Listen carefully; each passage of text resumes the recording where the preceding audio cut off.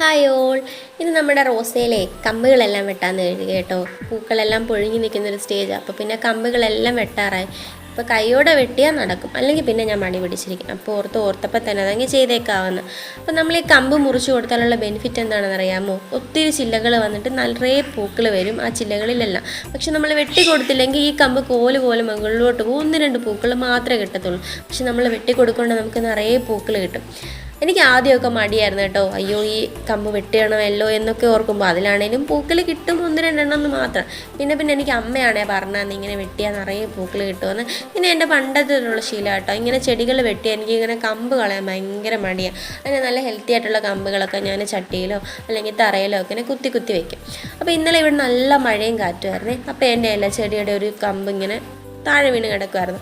അപ്പോൾ അതെനിക്ക് കണ്ടിട്ട് ഒട്ടും കളയാൻ മനസ്സ് വന്നില്ല. അപ്പം ഞാൻ എന്ത് ചെയ്തു, കഴിഞ്ഞ തവണ ഞാൻ റോസ് നട്ട് വച്ചിരുന്ന ആ ചട്ടിയിൽ തന്നെ അതിന് കുത്തി വെച്ചു. അപ്പം നമുക്ക് മുറിച്ച് കൊടുക്കാമല്ലോ, അതിൽ തന്നെ കിളിച്ചോളുമല്ലോ.